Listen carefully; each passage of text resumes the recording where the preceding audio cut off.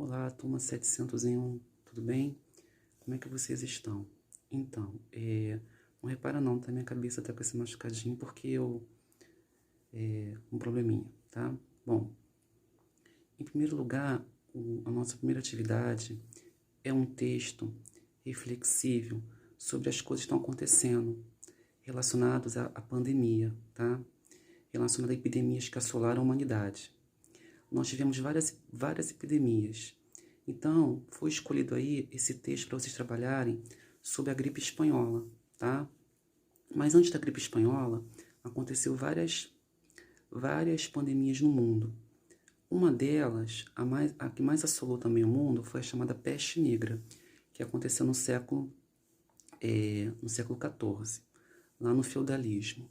Mas nós vamos estudar mais para frente essa questão aí da peste negra. Vamos falar um pouquinho da gripe espanhola. A gripe espanhola aconteceu após o final da Primeira Guerra Mundial.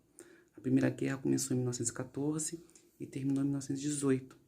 Logo assim, a gripe espanhola ela atingiu em cheio diversos países do mundo, tá? Matou mais ou menos cerca de 50 milhões de pessoas. Então ela foi a pior pandemia da história. Ela chega a ser 10 vezes pior do que o coronavírus. O que aconteceu? A gripe espanhola ela surgiu provavelmente entre soldados americanos, franceses ou ingleses. Não se tem ainda o certo. O que se sabe é que ela dizimou milhões de pessoas, tá? A gripe espanhola também é uma das derivantes do vírus H1N1, que é a gripe comum que a gente tem hoje.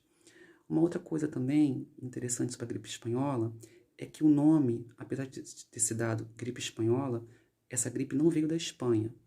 Na realidade, a Espanha, que era um país neutro da guerra, ele era um país que noticiava as questões referentes à pandemia. E com isso, a gripe ganhou esse apelido de gripe espanhola. Então, a gripe espanhola, ela se caracteriza por uma gripe forte, intensa, que vai debilitando e destruindo aos poucos a imunidade das pessoas, atingindo as células e todo o corpo. E, por fim, as pessoas morriam em menos de 2 dias, tá? Aqui no Brasil, a gripe espanhola, ela chegou através de um navio que atracou no porto de Recife. Depois esse navio seguiu para o Rio de Janeiro. E o que muito se parece com hoje, muitas pessoas não acreditavam.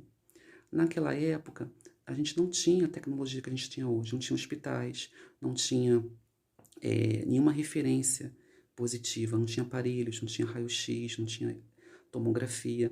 A medicina ela era muito precária. Então, quando chegou aqui no Rio de Janeiro, que era a capital, a gripe espanhola causou uma catástrofe, tá? No Brasil, a gripe espanhola matou de 35 a 50 mil pessoas.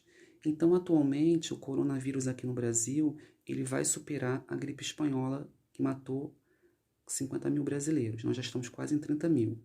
Então, para vocês terem uma noção do que foi essa pandemia, da catástrofe que ela ocasionou na Europa, nos Estados Unidos, na Ásia e aqui no Brasil, no mundo todo. Imagine isso no mundo pós-guerra, uma Europa devastada pela guerra, tá? Então, gente, as pandemias, elas ocorrem ao longo da história e elas causam verdadeiras catástrofes. Não só a gripe espanhola, o coronavírus, a varíola, a malária, cólera, a peste negra, tá? A tifo, tantas outras pandemias que ocorrem. Então, espero que vocês possam ter entendido um pouquinho aí do que foi a gripe espanhola. Também era necessário as pessoas terem isolamento, usar máscaras, não terem contato uma com as outras, mas como que naquela época as pessoas não tinham esse conhecimento, a contaminação da doença, ela era catastrófica, tá bom? Um abração, espero que através do vídeo vocês consigam fazer aí esse exercício proposto, tá? Um abração.